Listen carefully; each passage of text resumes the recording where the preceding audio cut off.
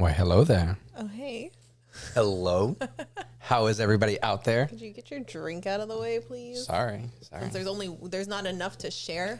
You didn't bring enough for the class. It's a burrito over here. I got nothing. I come up here ready for the stream. I'm working hard, okay? Hello, everyone. How is it going? It's good. Are you asking me? Yeah. How are you doing? Good. I'm ready to nice to meet sleep. Hi, Sarah. We've got so many people in here. I know. Like a ton of people. Carrie. Hondo was here like an hour ago. He was ready. I don't even think he's in here anymore. Let's do a welfare check on Mike. Calais is here. Carrie, Taylor, Martin and Christine are here. TJ, Jason, Ickney Bob, Paul, Portia John. Cantina, Nate, Sunfield. Oh, look, he's still here. He's here. He's here. Okay, good. All right. We're good. Naomi's here. Everybody's here today. Are you good? I'm good. Okay, good. How's a margarita, though? It's real good. I cannot believe you. I was downstairs. I've been in like goblin mode all day because usually when we live stream, I'm like, I'm not going to bother putting on makeup until it's time to go live because otherwise it'll just melt off and it's not cute. And I had been working on travel stuff, and so I come up here and we had like 15 minutes till the stream. I come up here and you've got the shaker and a thing of margaritas. You didn't even ask. If I needed refills, I didn't even hear you make them. How did I not hear you? I was quiet. You like really didn't want me. But yeah, so he's got this nice margarita. I've got water, which honestly is kind of okay. Margarita recipe is... How did you make it? Tell me. Because I've been making them lately. So it's like a double batch or two drinks. Okay, so you made 2 drinks 4 for tequilas, yourself. 4 shots of tequila.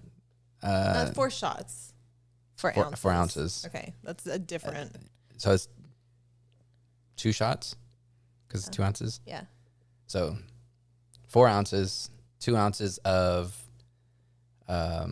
Triple sec. Okay. Oh my God, 3 you make ounces. them really strong. 3 ounces of simple syrup, and then about 3 ounces of lime. Do we have any more limes left? 2 or 3.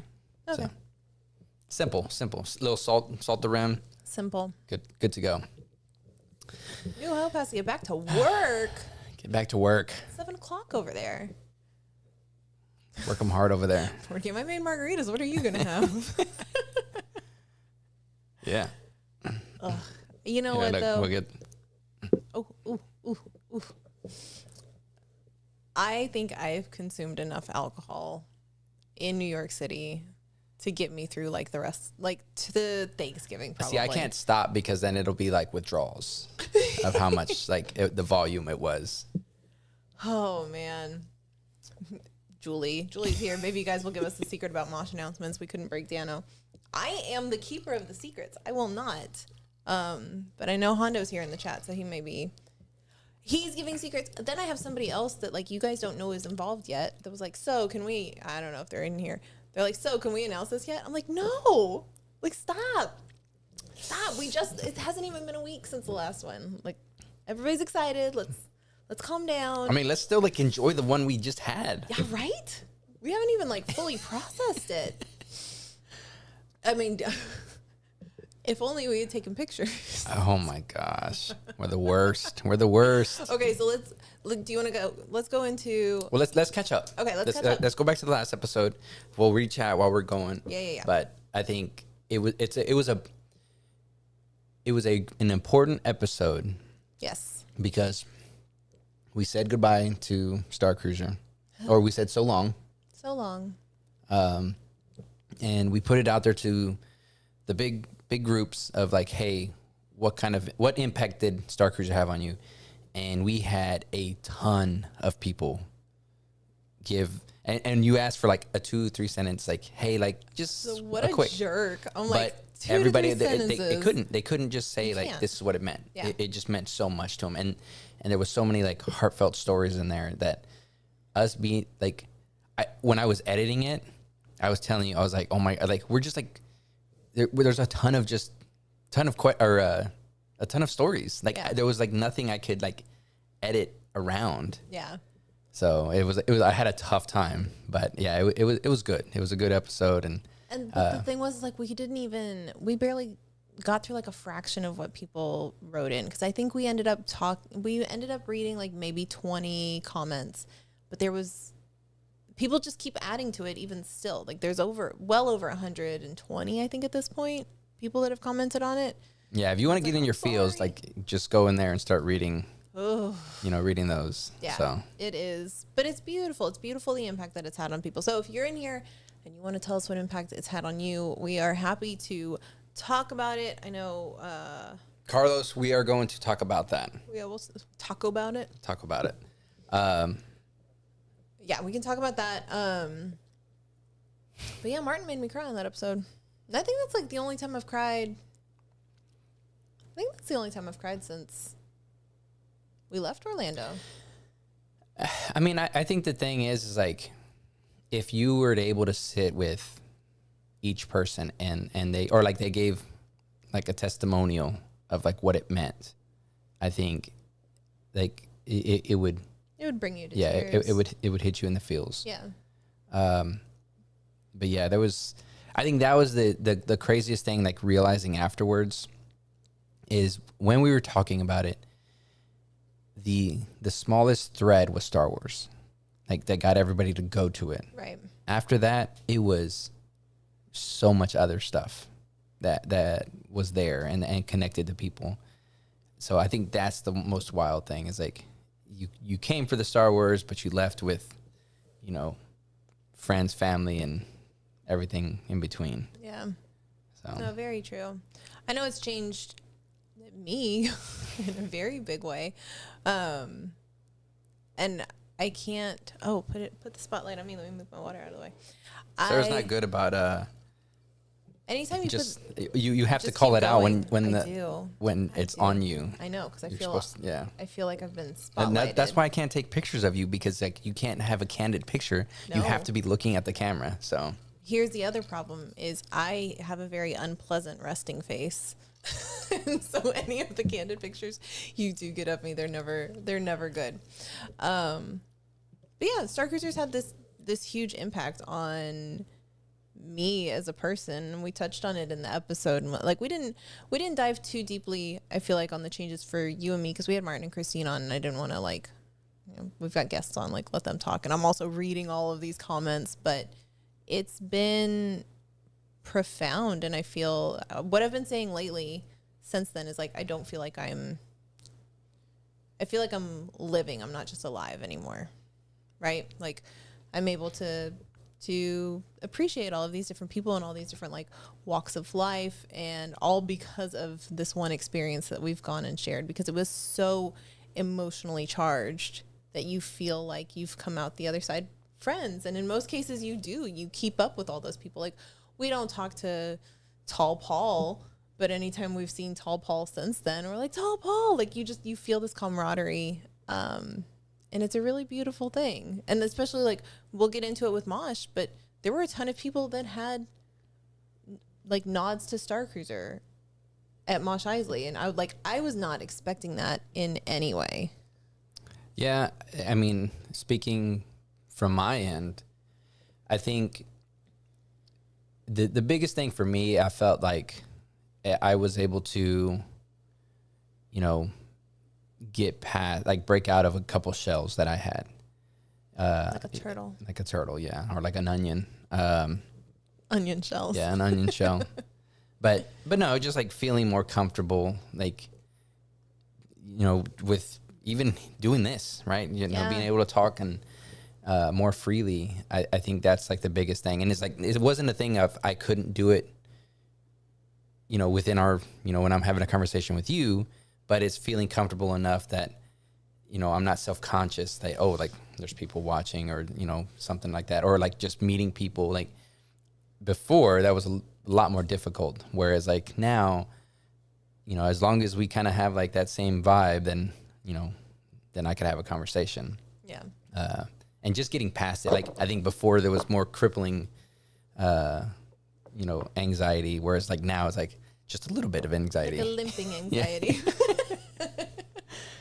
I've said it for, well, I don't even want to do the math on how many years we've been together, but it took a long time, I think, for like my family to get to see like glimpses of the real you. Cause it was really just like me and you being like ridiculous together. And then when we were out in public, you would just be like, you're like the guy that's like a man of few words, but now you're not. Now you go out there and you talk. Yeah. So More. those onion shells have been. They're getting kind of old. Cracked. And, yeah. Gross. Layers like a parfait.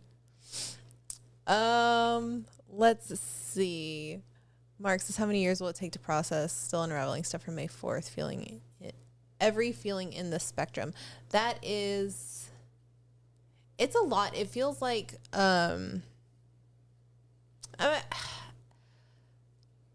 we knew that we had to say goodbye to this experience all the way back in May. And here it is October. And now it's finally ended, right? It's hit its end point. But I feel like I did most of my like grieving for it and like processing of it back in May. And then it was just kind of like, for me specifically as a travel agent that was trying to still get people booked on it for those last few months, it was just like, you had to just like put your head down and just like go, go, go, go, go. And so I think I got all of my really sadness out in the beginning. What I think the crazy thing is like during that time, we had talked about it a whole bunch. And if you look at our videos, we didn't talk about it. And I think we were processing it. There was a little bit of anger. There was a little bit of like bargaining. Like we were processing, like trying to figure out what we're going to talk about. We went on our final voyages, and now that it's gone, we can say, okay, we've processed it. Like, it was a thing that we loved and other people loved. Let's, celebrate it. And I think that's like the sentiment a lot. Like during that time when they announced the closing, there was a lot of animosity. Yeah. And I don't think it was towards anybody, but just more of because we were there, we took it out on each other. And I think now that it's gone, everybody's like, okay, it's a level playing field we are what we got. Yeah. Nobody's going on it anymore. Yeah, it does feel like that. And I feel like one of the reasons I took a step back from talking about Star Cruiser from May until really August was I am a travel agent, and the main thing that I did up until that point was sell Star Cruiser.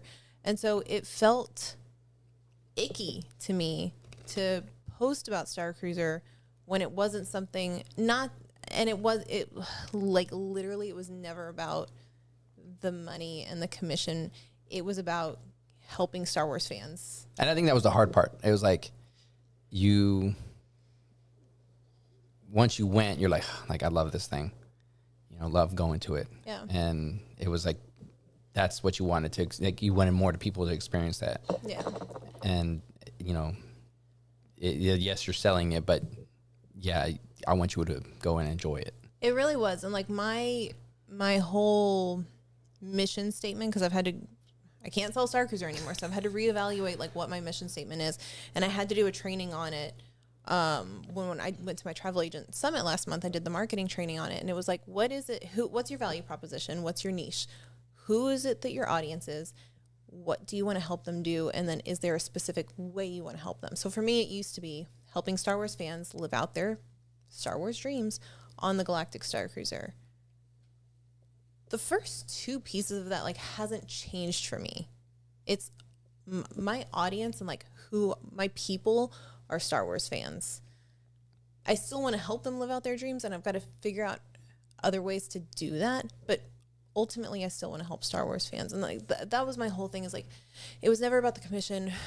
It was never about the work. I have another job.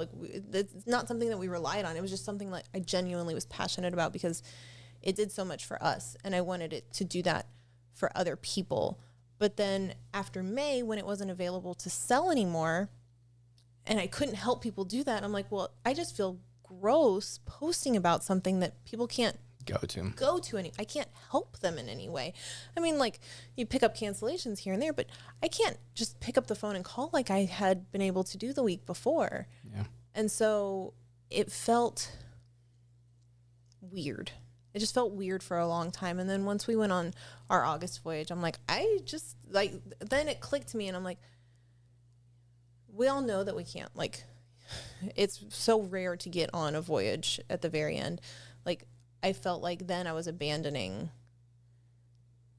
everybody that worked on the ship. Like, the community was still there and everybody was still talking, but like, I felt like I was abandoning the people that worked on the ship and that made the ship so magical by not posting about it. And so then that's when I made the decision, like, let's do this Halcyon Legacy and let's start talking about what it's meant to us and how it's impacted our lives, or like our kids' lives, or just all of the things that it's done and the wonderful things. And let's try to preserve this, because even if that ship is going away, like, we can still talk about it. Yeah.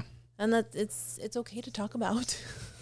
But yeah, it took a lot of reconciling for me. Like, honestly, it was a really rough summer. Like, mentally, I'm not going to do it. It was a really rough summer mentally, trying to work through my feelings with Star Cruiser, and then like being a travel agent and trying to get people on. And it was just,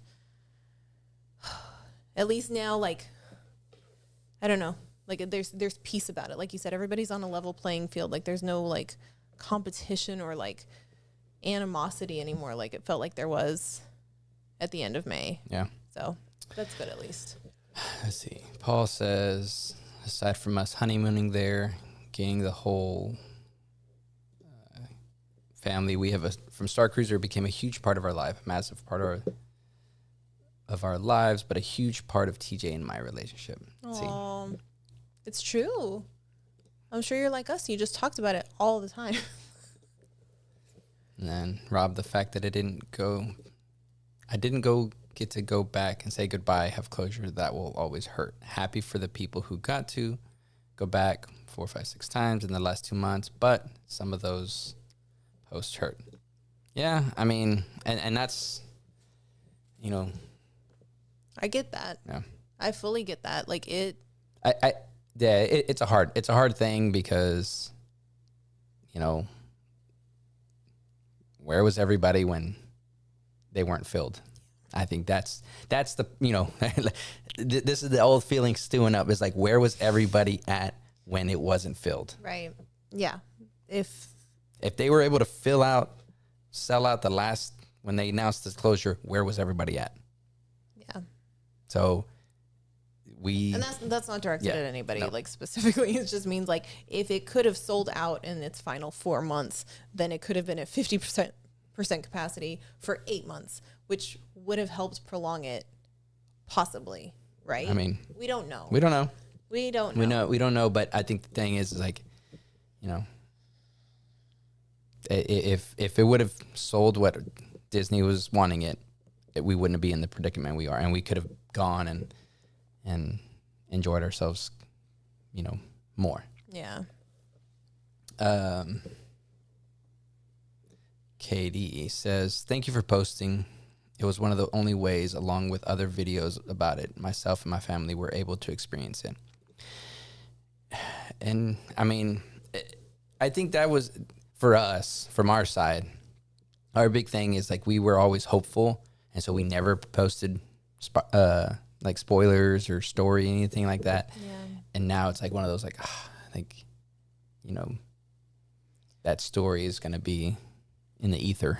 Yeah. Well, and I also, like, because we went into our first voyage, not like, we were very spoiled in that we weren't spoiled, right? Like, we went on very early, and so we were not encumbered with like having to try to stay off of all of the YouTube videos and off the internet.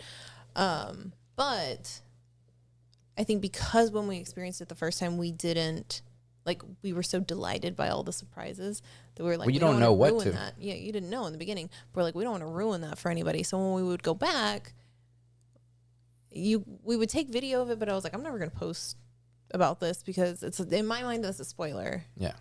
And so I never did, but now it's like, well, wish I had taken better video of these things. Because, I mean, these memories are going to fade eventually. And maybe that's a good thing. Maybe then we just remember, like, the really good parts and the things that really meant a lot to us on the ship, right? Yeah.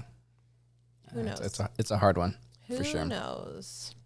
But, no, I think it was a great episode, like, right at the end of just everybody being able to, you know, put their story in there and we could talk about it. Yeah. Daniel, they'll never fade. Take it back. For me, I was trying to save up so I could go. Now I feel like I should have tried harder. I think that's the other part. Is like it was a very, very, very, very expensive experience. Was it worth it? Absolutely. But it was at a very high price point. Yes.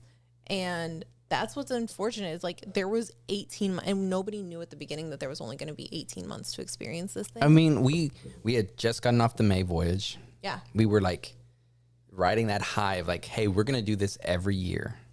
We were going to do the May 4th voyage every year as like a big, like a galactic bound community event. We posted about it a week before the announcement. Got that rug ripped out from under us. I know. It's so frustrating because that May 4th voyage was just like, that was magic. I think we were very, very fortunate that we got to go as many times. For me, it's the feeling of that we didn't have that like impending end. Yeah. Like it was like there was hope in the whole thing. Yeah.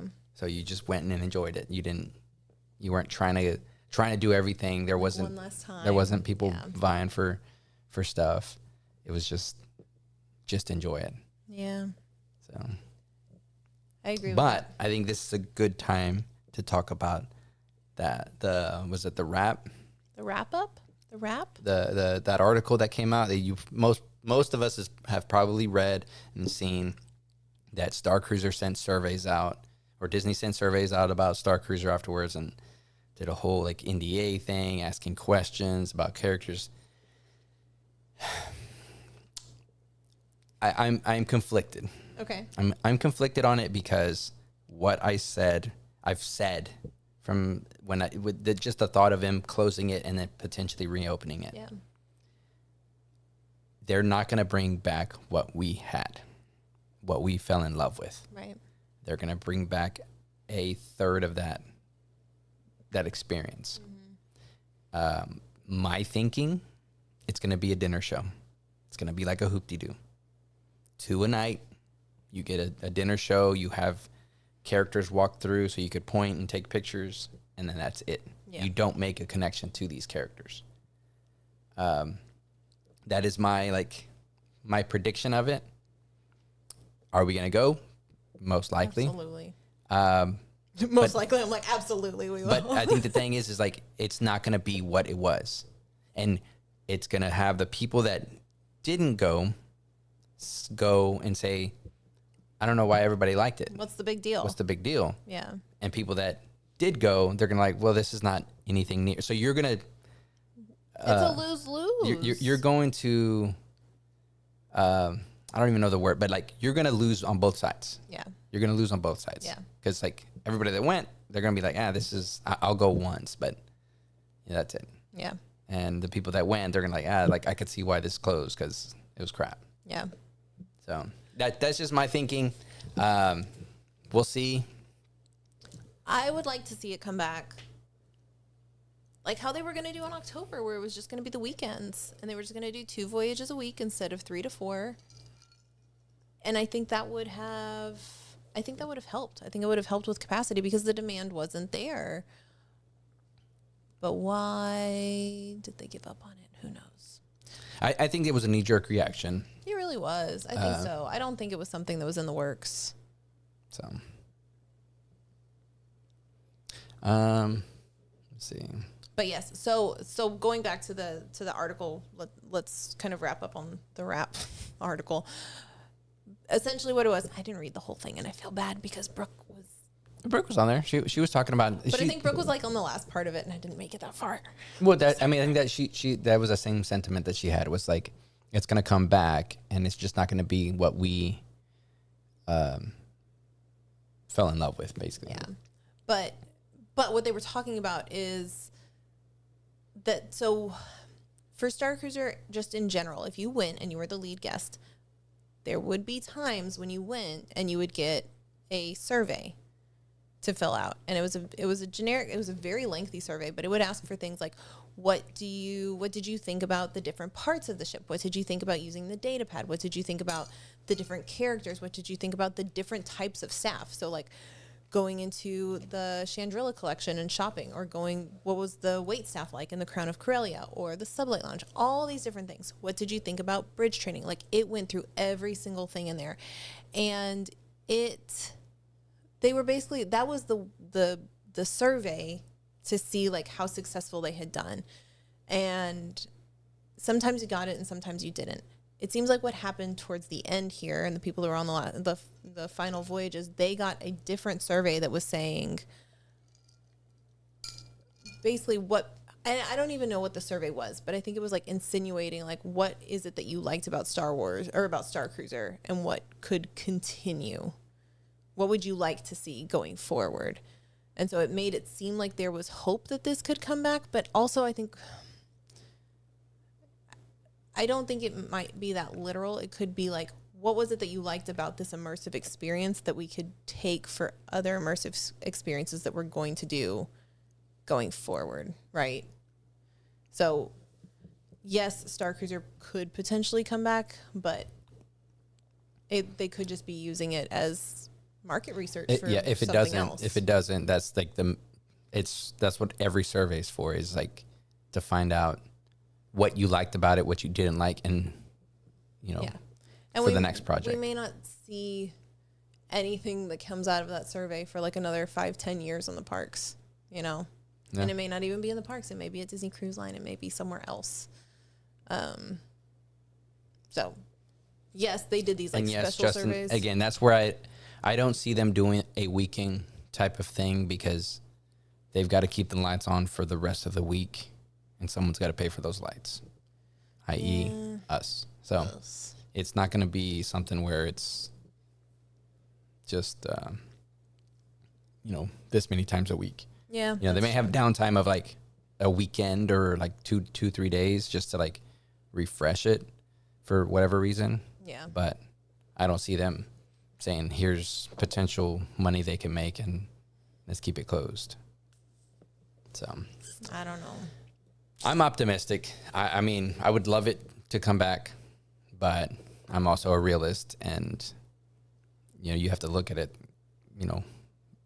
money wise, financially. Like, if they didn't keep it open, how could they go back and reopen it the exact same way? Yeah, and they won't. They can't. They wouldn't do that, because then if it fails again, then it's even worse, right? Yeah. So they won't do that. But I wish they would bring it back at least like 90%. Change it up. I don't care. Change the characters. Change the story. Mark, here. I gotta do this. One of the biggest things was how much better it made Galaxy's Edge. Going in full costume is off the table, and I just can't bring myself to go back in shorts. I think that was one of the coolest things.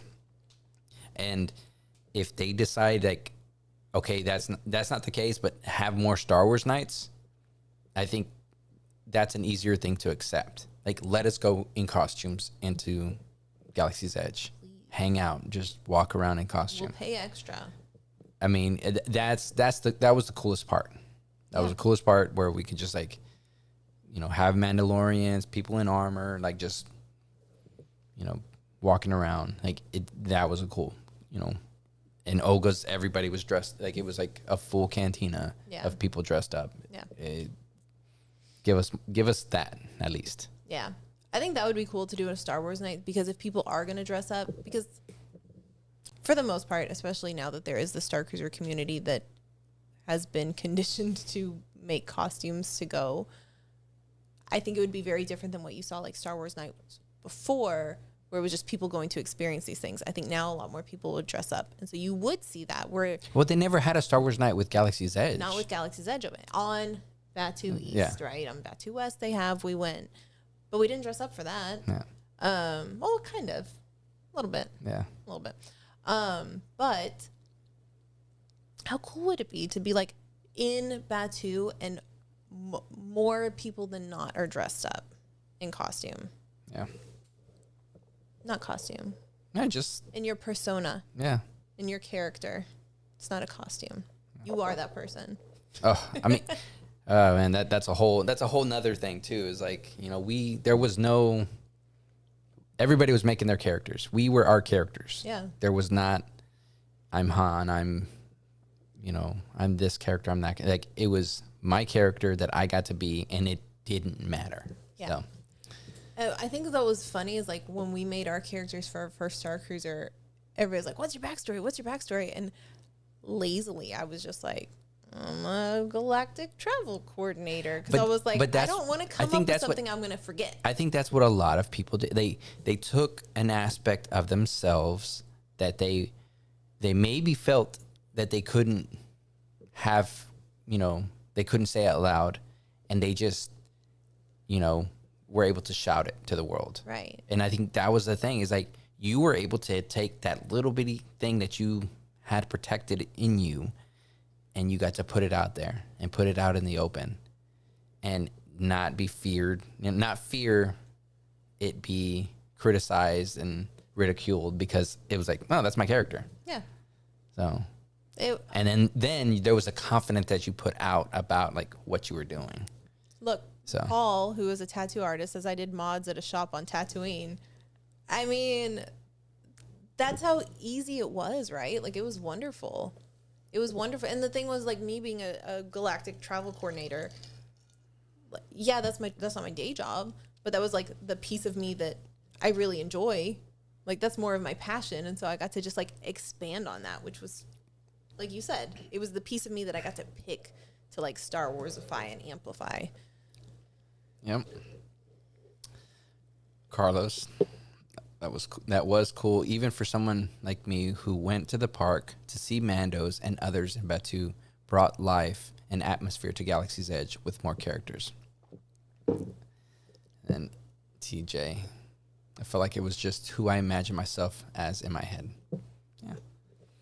So, yeah, I mean, I love that. I mean, we're still gonna be talking about it. We're still gonna be like, oh, do you remember this and stuff like that. So yeah, I like TJ's point though. Like, in my head, I'm really cool.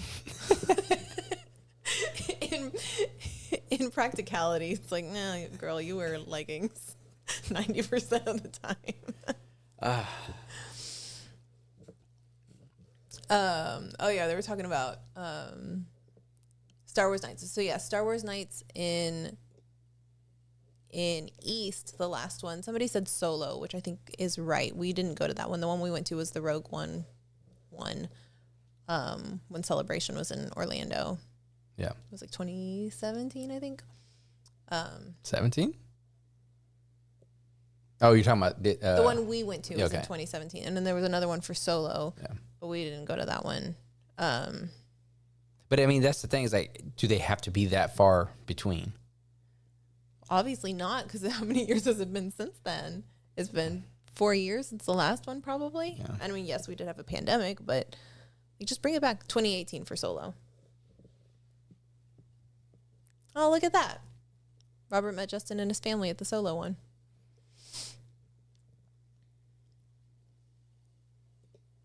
Katie, Mom Moshma is really cool.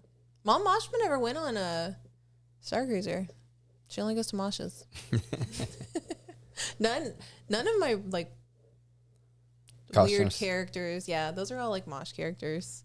Betty Bantha Betty Bantha's never been to Mosh, but she never made it to Star Cruiser either.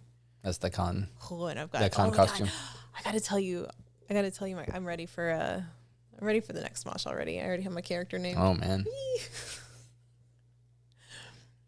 Rob, my 4-year-old who is super shy, their story was state-of-the-art protocol droid B3N who is growing into his programming and caused him to become fiercely introverted and sometimes rude.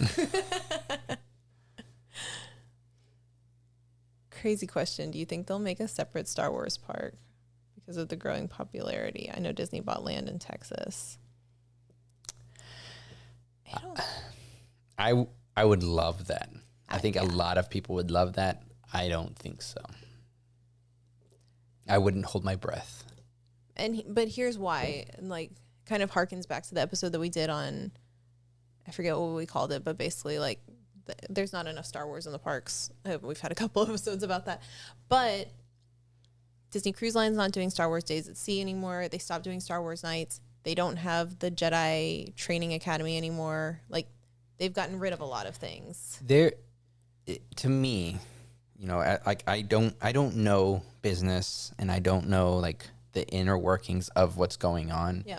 But there is like a weird dance that I think Disney is doing with Lucasfilm and Star Wars in general, because I feel that there's a lot of people that love Star Wars and that there's potential for Star Wars, but there's not a lot of Star Wars being put out.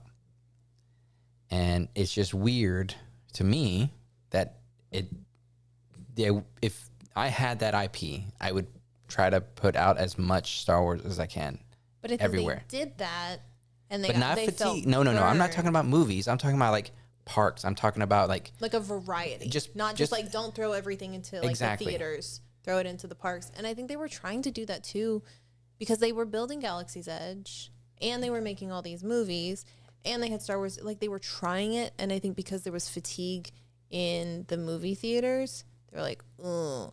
But they'd already done Galaxy's Edge, and then they'd already started on Star Cruiser, and I think that's why Star Cruiser probably took a little bit longer too, because also the pandemic.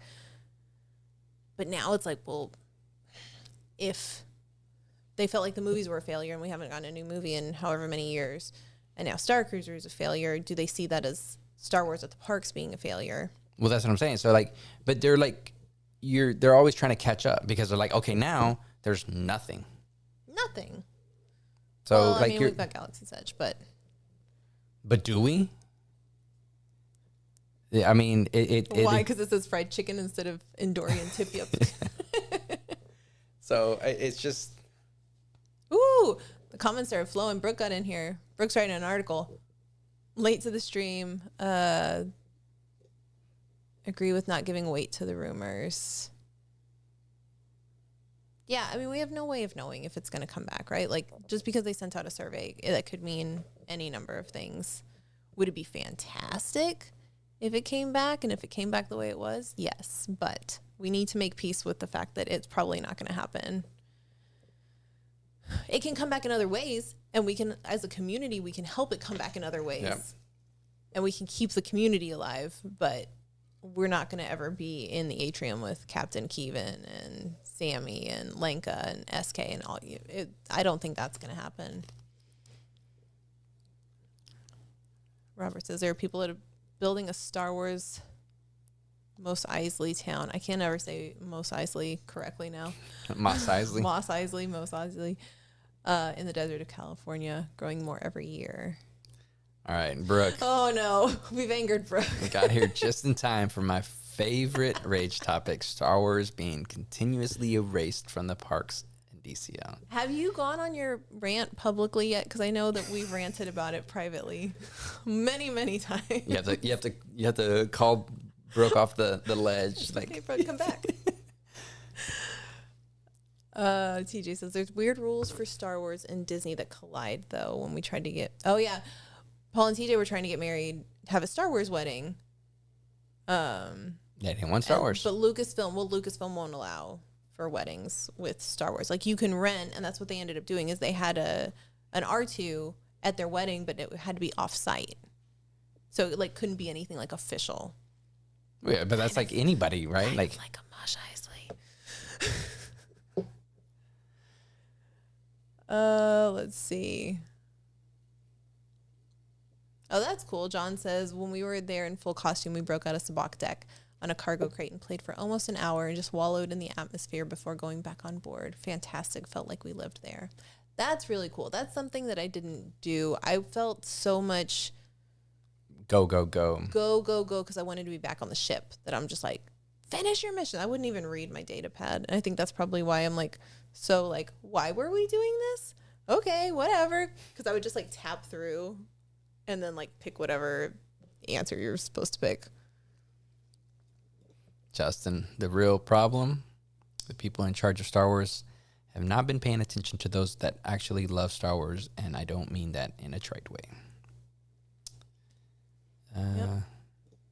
Mark says, we see that in action figure collecting, for some reason, they only put out four figures per show, and fans are asking for new character merch, but they are holding back. I mean, and I think that's kind of like where my head is at, Mark, is there's potential, like, there's so much. And I think it becomes from, because, like, Disney's like, I want all the money. I can't give Lucas. Money, please. Yeah, it's like they want all of it, and it's like, just make it, and even the half of that, what you're gonna get, that you're gonna have to share with Lucasfilm. Yeah, you're gonna make some, because people are gonna buy that. We stuff. want it, but you don't make anything. You're not making anything, right? So, like, you're wasting money trying to figure out how do I make more money than just going and making money. I was talking to somebody about, it was something completely different yesterday, but it was like, do you want 100% of 4 things, or do you want 80% of 10 things? You're like, because you're going to get more the more you do. You just have to give some up. And I'm like, like, that's very interesting. That's like the whole, like, would you rather have like $1 million or a penny for like a penny every day, yeah, for the rest like of your life every day or something. It's like, like yeah, that, you think it's a lot now, but in the end, slow and steady wins the race. Unless you die tomorrow. Well, Brooke, and then it doesn't matter. It doesn't matter. Yeah, right. Not yet. It's coming. Y'all be ready for this rant. It has been in the works for months and months, and I probably haven't even seen half of it, but she has a whole folder on her phone of pictures ready to go. Rob says Disney could instantly sell it out for 4 to 6 months of Voyages if they brought it back for. So the thing is, yes, if they said they're going to bring it back for 4 months, it's going to sell out. It's going to sell out. But you're going to get burned, because it's going to sell out for 4 months, and then people are like, what the F? The next 4, like, it's like that's going to wear out. You may be able to do it 2-3 times, but people are going to get, like, right now, it's going to make me very upset. I don't think it's going to make you very upset. But you are like, that would be so You're aggravating. getting hot. I am, because, like, how dare you, like, dangle that carrot in front of people? But here's the reason why I don't think it'll happen is if they, they still got to keep the lights on for the rest of the year. They have to keep the lights on, but they also have to keep the cast and the crew trained and ready to go. And they can't do that. Like, you might as well just feasible. Like, if you're going to keep them on staff and ready and trained for 3 months in between these limited runs, then you're just losing money by not having it open and, like, having people give you money for this experience. Yeah. So they're not going to bring it back like that. Yeah. They can't. They can't do it. Yeah, they could do whatever they want. They can do whatever they want. They can close Star Cruiser if they wanted. I went in July. It was a once. Let's dial it back. It was a once in a lifetime experience. Yeah, that's what we thought too, Rich. It was. It was. So. Yeah, we really thought it was, and that's why we were crying, because we thought this was the only time we were going to do it, and it was amazing. Tanya, first time here. Well, welcome. Welcome. Sorry, we're so angry. We're usually not this angry. Went on the penultimate cruise and missing it bunches. Wait, you were on the cruise with us? Yeah. Wait, I can't see your face. It's a little bitty. It's a little face. Well, welcome. Thanks for hanging out. Yes. I am so sorry that we are so angry right now. Oh, Hondo came back. What did I miss? Rage. Kaylin, pure rage. The group that organizes Life Day events at Batu did catch the attention. That is, I think that's our idea with talking about Star Cruiser. Yep. It's Sean, right? Obi-Sean, yeah. People loved Life Day. Like he not just him, but others, like they loved Life Day, and they said, you know what, we're going to do this thing. Until Disney finally says, you know what, we're, you either join or I don't know. Basically, they're going to be a part of it, right? Yeah. Like we got to be part of it. We got to make some of this money. Yeah. And so either support it or shut it down. Yeah. And they supported it. Yeah. And they're making money off of it now because they make Life Day merch. Yeah. And so they're not fully, but yeah, they support it at least. So what if we can do stuff like that, right? Yeah. Why not? Why not? When is Hondo? When is Mosh Eisley? Get out of here. Star Wars. I'm here for Star Trek. You know, I don't think I've ever seen an episode of Star Trek in my life. Oh, wait, we watched the movie? We saw Abrams' Trek, so. Ask me what it was about. I don't know. Ask me what Star Wars is about. I don't know. Build it and they will come. Carrie. Yep. Moss Eisley hits harder than a biker scout in Endor. Disney Infinity game. Was that the one with the little figurines? Mm-hmm. That game was dope too. I really loved that game. Except all of our Star Wars characters' lightsabers got broken by. I got little kids. Little kids. That's what happens. Oh my God, the puns. Moss Eisley is in September. Did you see it? We went too far. Oh my gosh, we went really far. Yeah. I'm trying to catch up. Yeah, catch up. We ranted. I apologize. Sunfield, I'm upset Brooke's rant hasn't been shared with Justin, the professional ranter. I just want to mention that all the money that Disney makes is going back to the cast members. My girlfriend is a cast member, and the benefit she gets is mind-boggling. That's good to hear. I've As long as that continues. yeah, if that's true, I think that's the hard thing. great. Yeah. But I feel like working for Disney is one of those things where it's like, oh, you really love it, and a lot of people want to do it, and it's a dream. Like, you're probably not making. It has to be a passion. It has to be a passion. Does Moss Eisley only happen on the north side of the city? It's a good one, Nate. It's a good one. Oh man, that was good. They should do a 6 months on, 6 months off. Update the story every year. That's a lot of money, though, Rich, to be spending on developing a brand new story And a new story. And cast, because you're gonna have to train a whole new cast on a whole new story every year. Like, they couldn't keep up one story consistently for 18 months before they shuttered. Hold on, we gotta.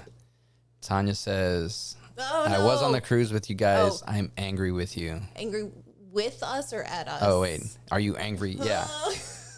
Where's the emphasis? The emphasis. Where is it at? Is it with us or you're angry with us?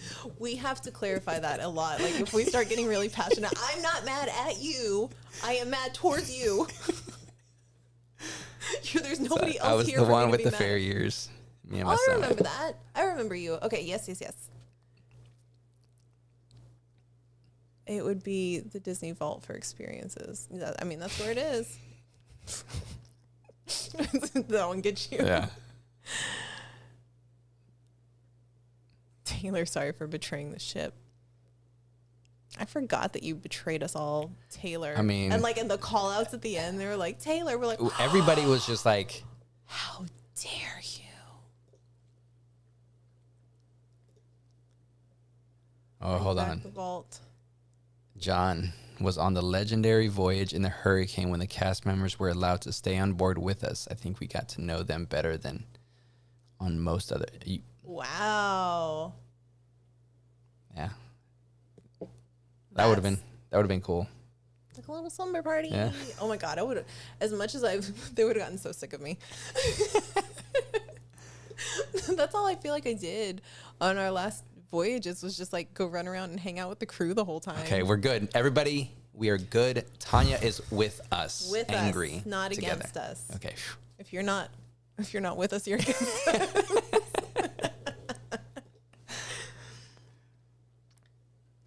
Everybody's ready for Brooke's rant. Bring it, Brooke. All right. The world is ready. We're caught up. We did So it. You wanna we talk said Mosh? goodbye to Star Cruiser and we said hello We said to so long. So long. until next time. Until next time. But then we had Mosh. Yeah. So get this. I think I've said it a few times probably, but I was in Orlando for like 12 days, like almost 2 full weeks, because I had the travel agency conference 1 week, and then we had our final voyage the middle of the next week, and then Heroes of the Halcyon had their muster meetup that weekend. So we were just there for a long time. Like and the kids met me there, but we were there for a long time. I lived in Orlando, I feel like. Like I got a Florida driver's license now. Then we come home, and I'm home for a week, and then my day job was like, hey, you're going to Orlando beginning of next week. So I was home for 1 week before I went back to Orlando for a couple days. And I was like, oh, cool. Because at the end of that week was Mosh Eisley. So it was like no time to really like process the end of Star Cruiser and like that whole trip, because 12 days of a trip is like just mentally draining and like physically draining, because when I'm not in Texas, I don't sleep. I'm out hanging out with my friends and going to the parks and having a great time. So we only really had a week. I had a week to finish prep for Mosh and then like make my costume too, which thank God for you, because okay, I was about to say, I was like, are you gonna take? Because I did all of it myself.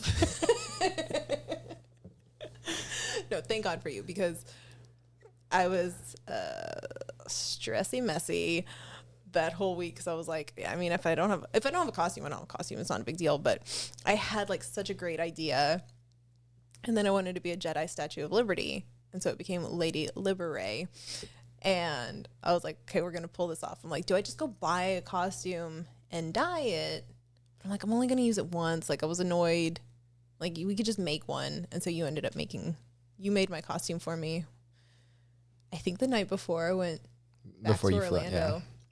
And it all pulled together. Robert has to go to bed. Must be up at 4:30. Get that beauty rest in. I would like some sleep. We'll talk about that in a second. But yeah, so I only had a week in between. So I dyed some fabric. I couldn't find the right fabric, because with Ray's fabric, it's kind of like a crinkly, crepey linen-ish, right? Like a muslin almost, but not that thick. I think I had a little bit of a mental breakdown in the Joann's trying to get our fabric, but we dyed it. It worked out, except that it broke on stage. My costume did. Oh, rocking out too hard. That's all right. I lost a nail on stage too, and that's all right. But yeah, so I had a week to get ready. Went to Orlando for a couple days, and then was back home for a day, and then we flew out to New York for Mosh Eisley. Yeah, it was intense. Yeah, no, and then we went to New York, and we got to. It was kid free. You know, we got great family that took the kids, and thank you. But it was fun. It was fun being able to just like wander around New York, and I came back afterwards. I was like, man, I felt cool. Like like my just my outfits, they just like worked, and so if, you looked good. Yeah, it felt good. I was like, New York suited me. We had not been kid-free in New York since our honeymoon, because we went to New York. And the funny thing is, like, you had a flat build hat this weekend in New York, and I think literally the last time you bought a hat like that was when we were in New York for our honeymoon. So I'm like, you just like went right back into it. Oh man, Doug's at Halloween Horror Nights and Nightmare Fuel is about to start. Enjoy it, because that is amazing. You saw Nightmare Fuel. It was a good show. Yeah. Dano, you missed a lot. Go back. We raged.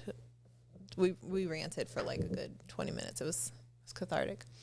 But yeah, so we went to New York, and when we got there, we had to like get back to our hotel and drop all of our stuff off there. But then we went to an Alice in Wonderland themed tea house, which was really fun. It's really.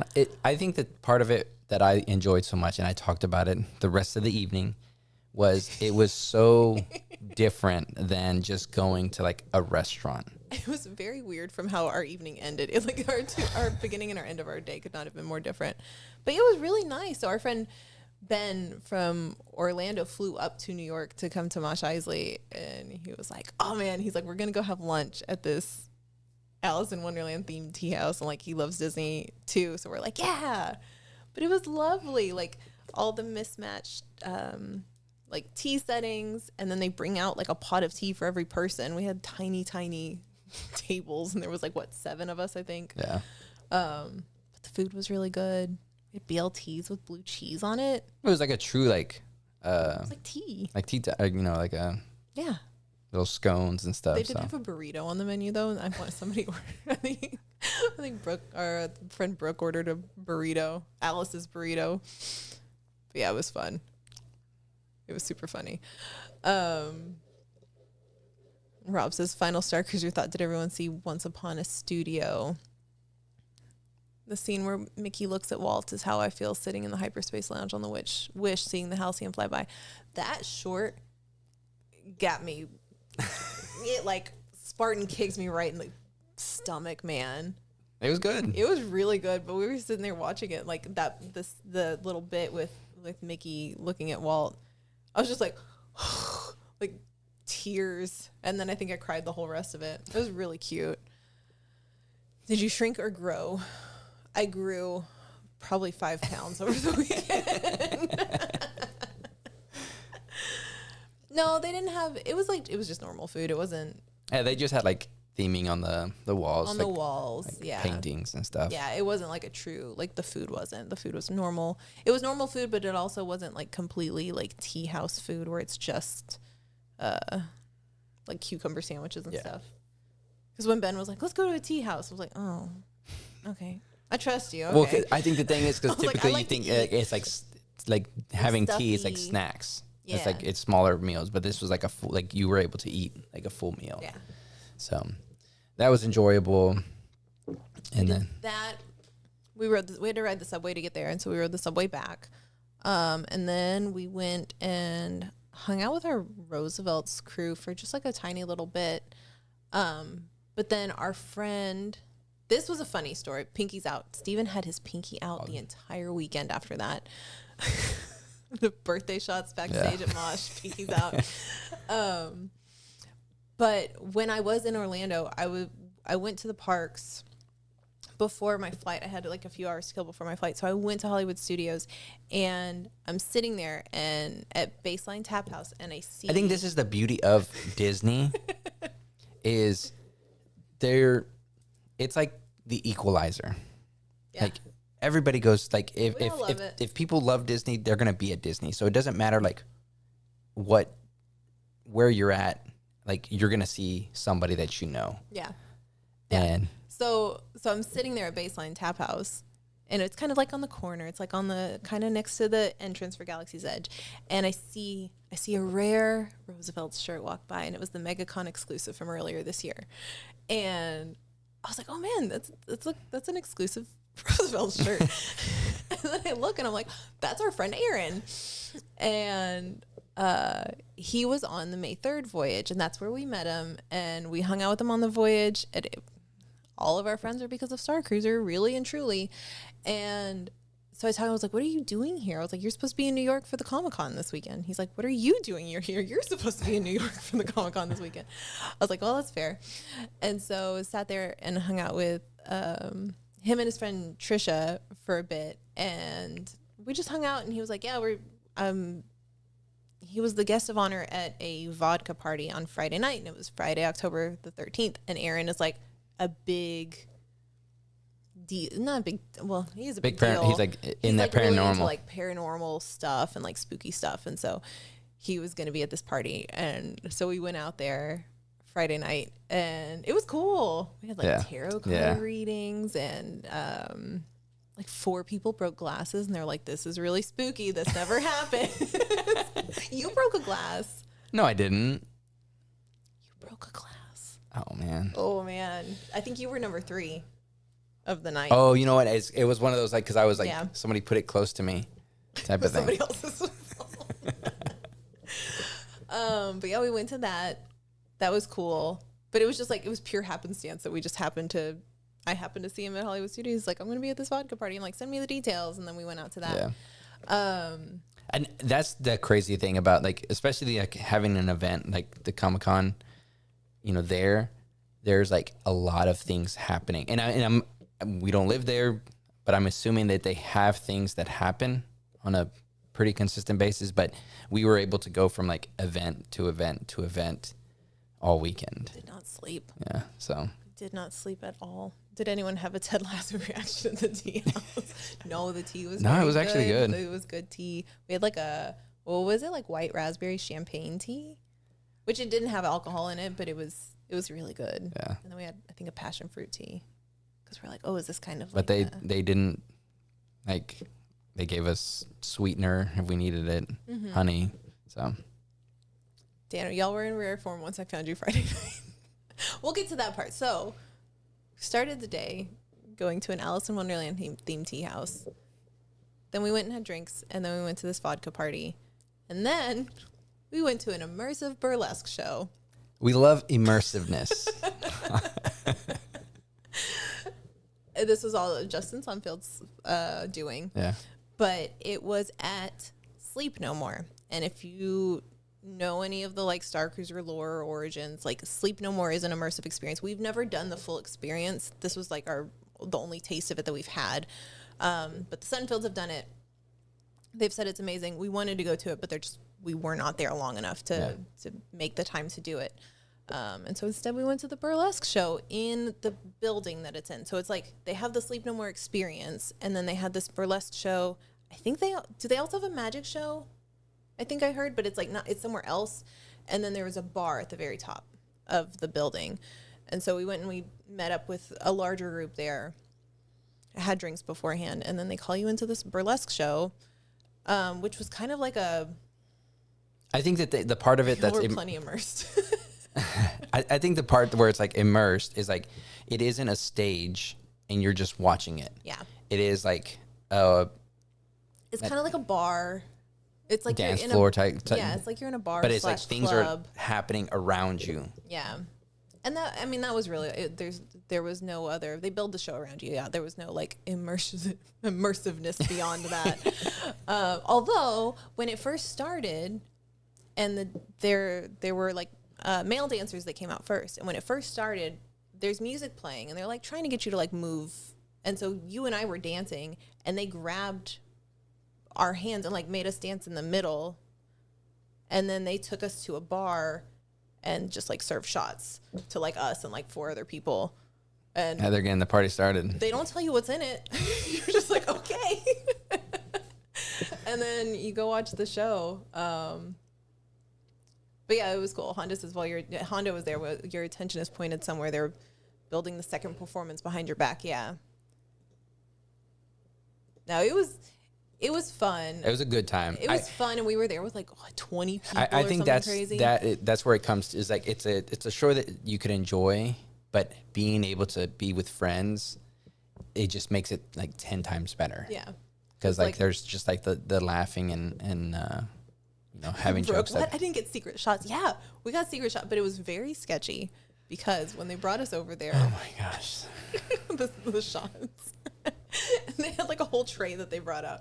It was interesting, but it was cool being there with friends because like you and I would be somewhere, and then we had a couple Brooks in our group, but like Brooke and Meredith would be like, Sarah, come over here, and they would like grab me, and I'd go over there and see something over there, and then bounce like. Well, I think that's where the immersiveness, like it was just like it was constantly moving. It wasn't like just like sit in your chair and.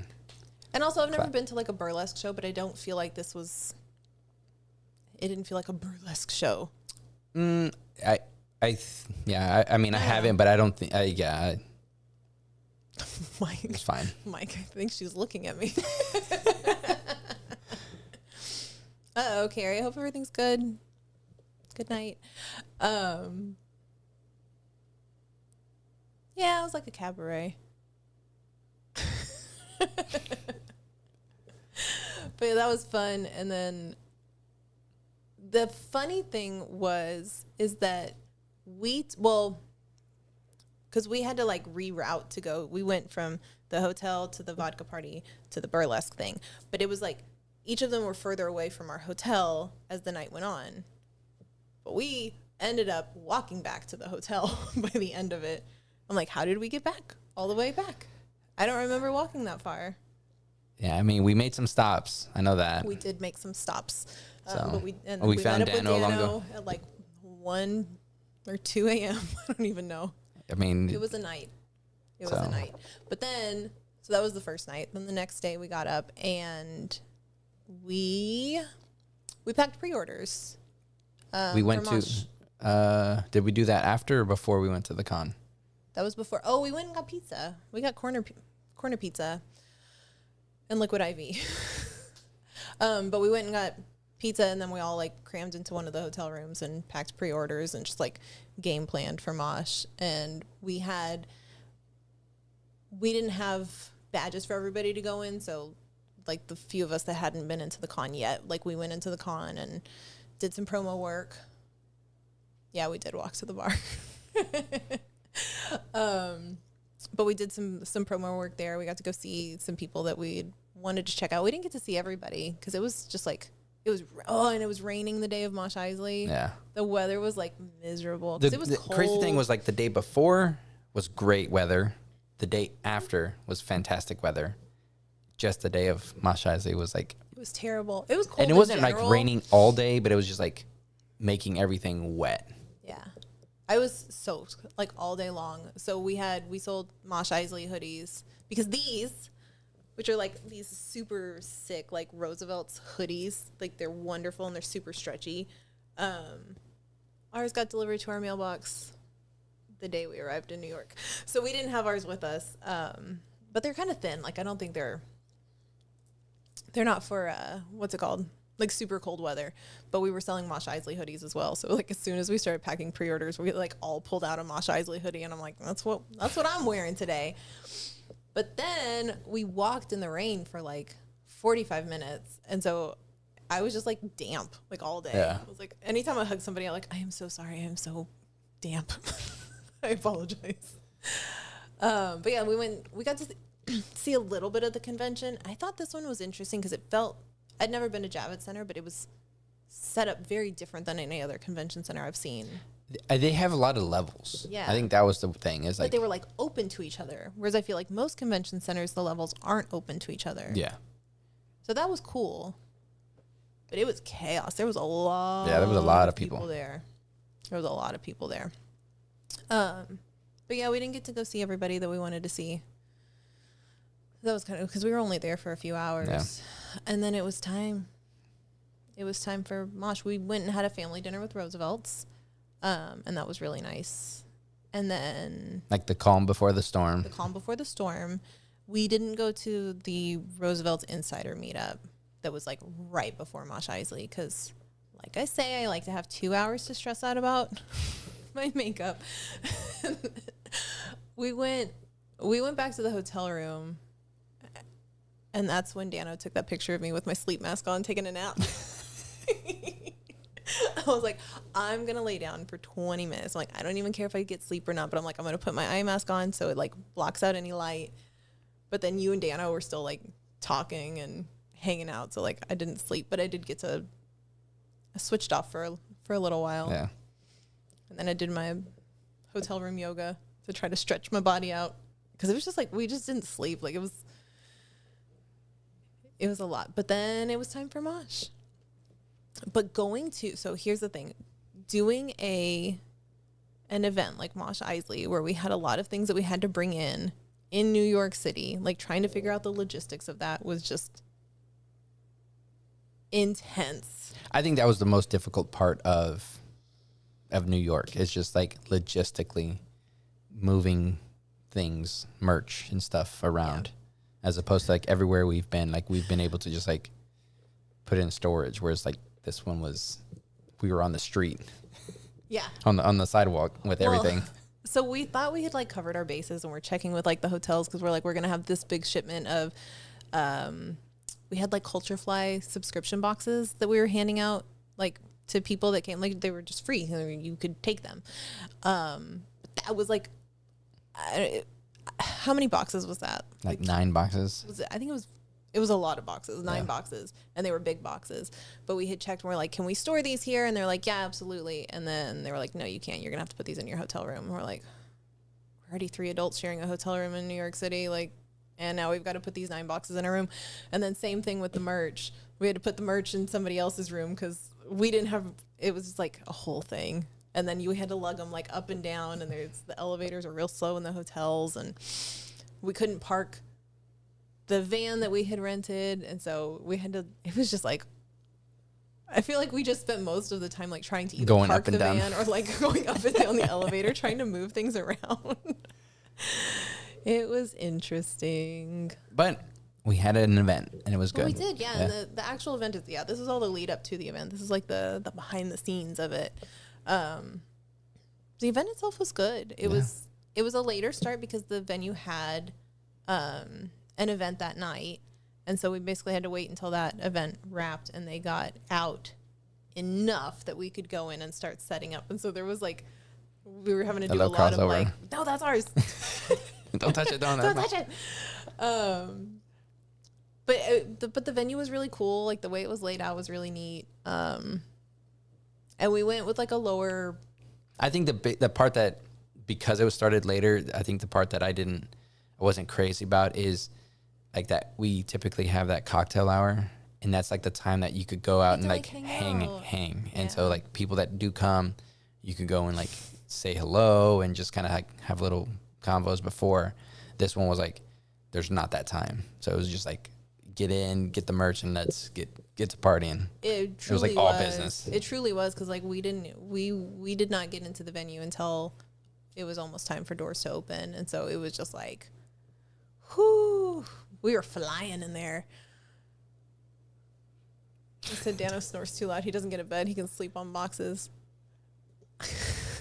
We did not make you sleep on boxes. That would have made you snore even worse. But yeah, the event itself was great. And so we threw more of a party vibe than we did at San Diego, where San Diego had this like story, and we had videos, and we had like, we had a lot of, not choreographed, but like there was a lot more to it, but we also had a lot more time to set up in San Diego. So we're like, okay, for this one, let's just kind of go back to our roots. Let's throw like an Anaheim. And it was great. It was a lot of fun. We had Sunfield come out as C-3PO to kick off the show, which was really, really cool. And then it was just a party after that. Yeah. But here was the cool thing about it, and here's why we wanted to talk about Mosh. 1, because it just happened. But 2, and this is what shocked me, was the amount of Star Cruiser people that were there. Yeah. It was amazing. So I had run out, and we knew that, like, Brooke was going to be there. We knew Heroes of the Halcyon was going to come out. The Sunfields, Taylor, like, we knew that there were going to be some people that were going to be there, but then I ran outside really quickly to like film some promo work, and people that were on our May voyage with us ran over, and it was my birthday. So like Mosh technically started on a Saturday, but then it rolled into Sunday, and Sunday was my birthday. They made me cupcakes that were decorated like Silver Sea martinis for my birthday. And then I meant to bring them up. Then they made me, because I've been wearing my press-on nails, they made me press-on nails that were painted to look like each of the characters on Star Cruiser. It was just so thoughtful. Yeah. Like, so sweet. But then we started getting, as we were like walking around and hanging out with people, they started handing us like Star Cruiser swag. Like, it was literally like we were on a voyage. I think it was Danny passed out the little Halcyon. They were like 3D printed Halcyon. They were like gold 3D printed Halcyon. I have well, this one's not. This is a Mosh Eisley friendship bracelet. Like tons of stickers. Like, I was like, I don't have pockets. What do I do? I was like carrying around like handfuls of things. But yeah, it was really neat. There were two women there that had like punk jackets, but they had the Gaia poster that you could buy at the Star Cruiser. They had those. I'm trying to think of all the other stuff, but there was so much Star Cruiser love at Mosh Eisley, and I was shocked by it, like absolutely shocked by it. Sunfield. We can help with logistics next time. I mean, that's kind of what we did. Yeah. It's still like, it I just think takes forever. It takes forever to get around New York because we had left the convention. We left the convention. We were going to go to the hotel and like change out of our soaking wet clothes, hoodies, and then go to the Roosevelt's dinner.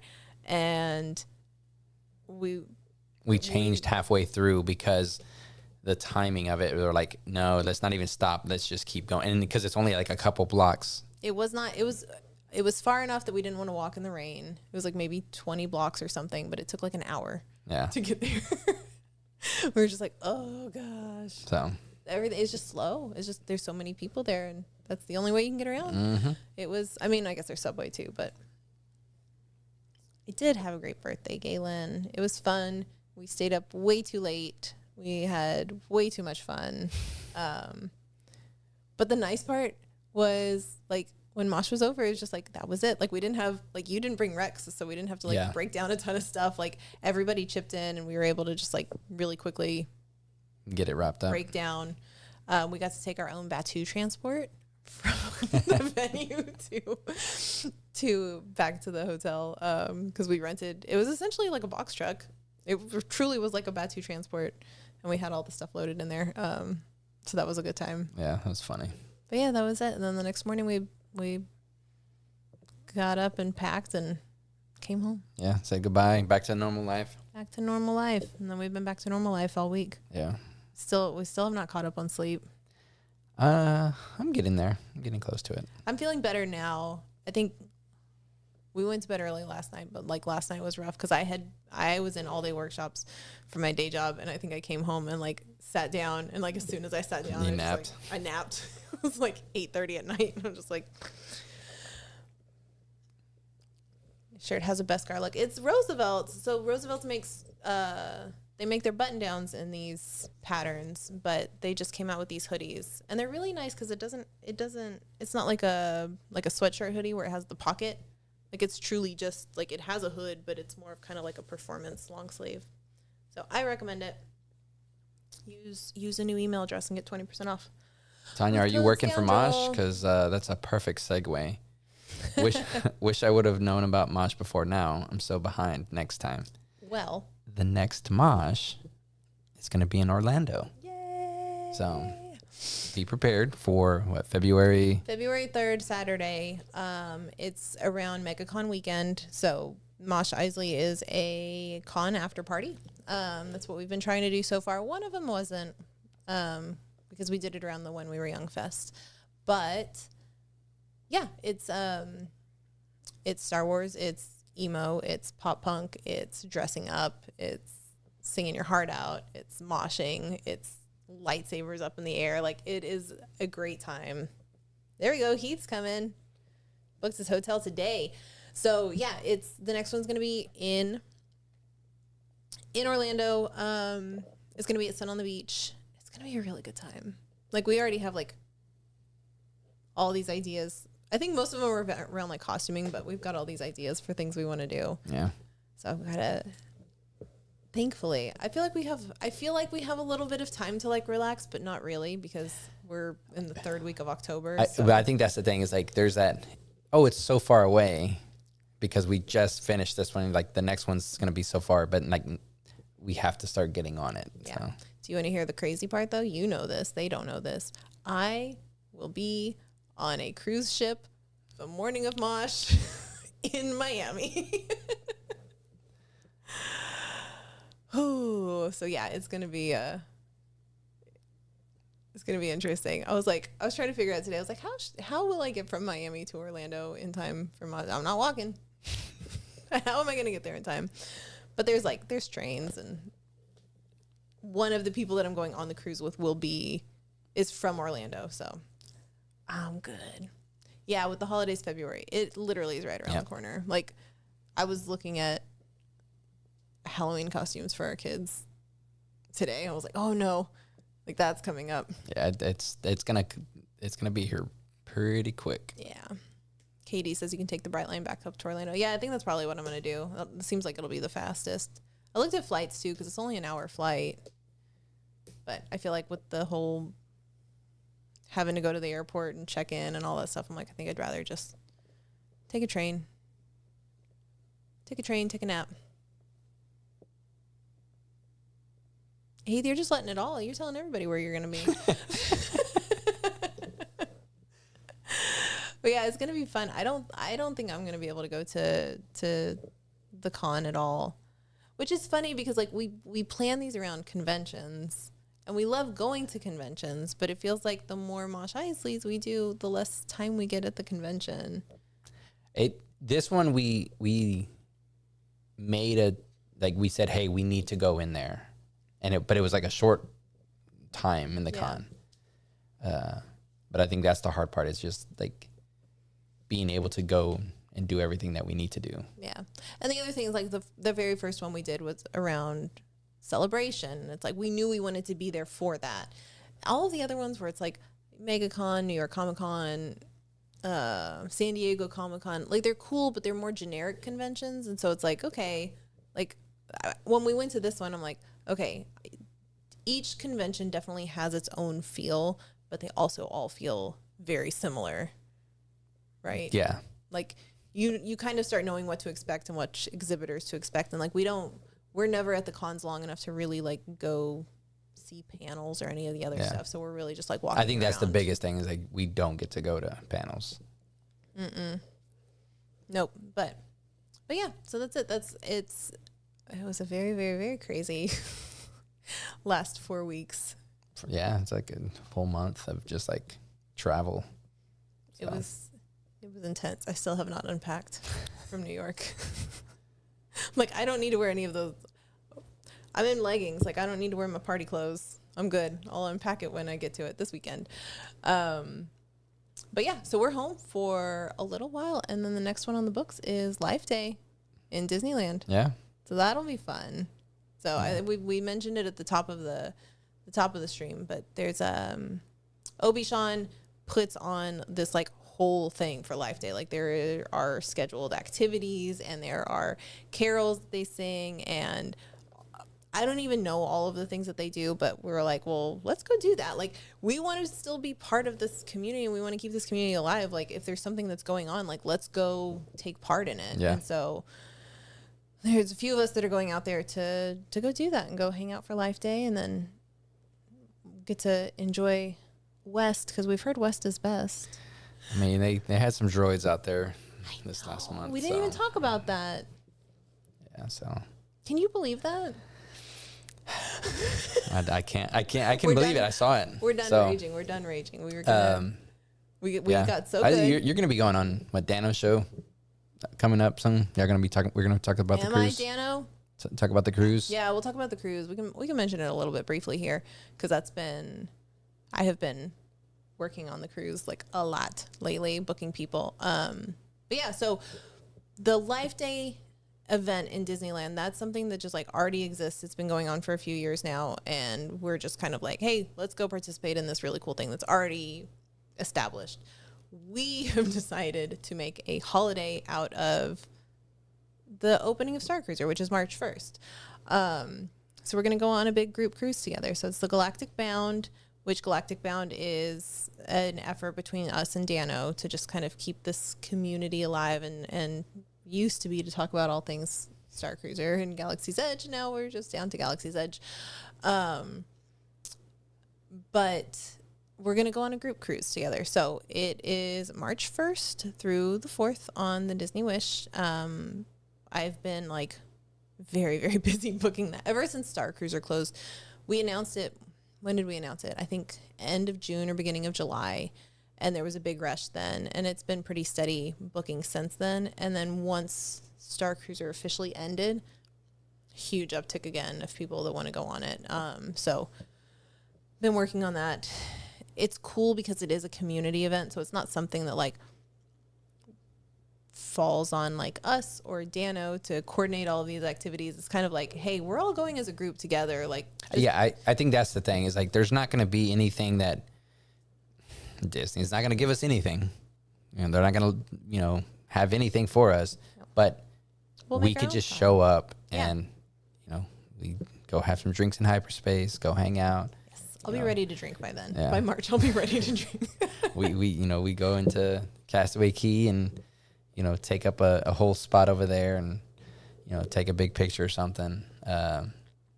So I think that's the thing is like the being able to just go and kind of go hang out.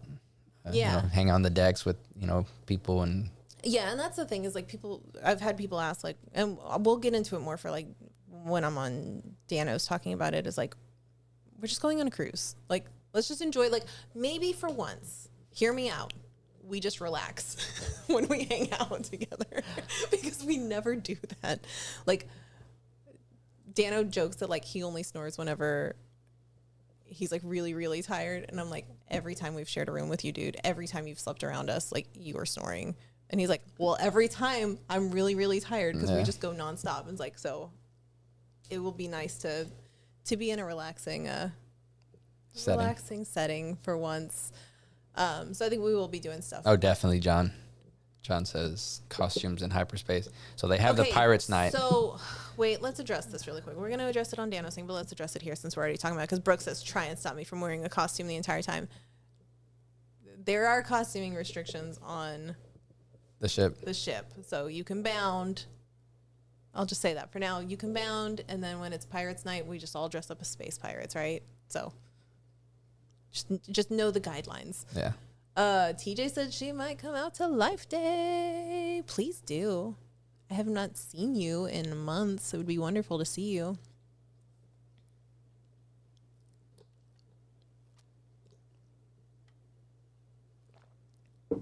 TJ's playing Call of Duty. But yeah, it's going to be fun. So I am looking forward to catching up on sleep for the next month and then heading back out. A nice little recharge. Just a nice little recharge. We haven't gotten enough of that. We've hit travel like pretty hard this year, which has been wonderful and fulfilling. And I love it. I love traveling, but I also love not wearing real pants and sleeping. I love those two things very much. And our Costco pho that we eat for lunch like every day. It's really good. It is really good. It was like, I hadn't had it in like 2 weeks. We had it today for lunch. It was great. But that's it, I think. Yeah. I think have we made it to time? We're perfectly on time. It is 10:30. Perfect. So thank you, everyone out there, for hanging out. Yes. Letting us babble on about. Letting us rage a little bit. We didn't get it all out at Mosh, so we had to rage a little bit here. Yeah. In the comfort of our studio. Yeah. For first timers, set expectations low. The drinks are good though. Rob, we've been. We've been. So. The drinks are good and they're strong. So if you have enough of them, you're good. We did it. We did it, Hondo. So here we are. Until the next episode, we'll see you guys later.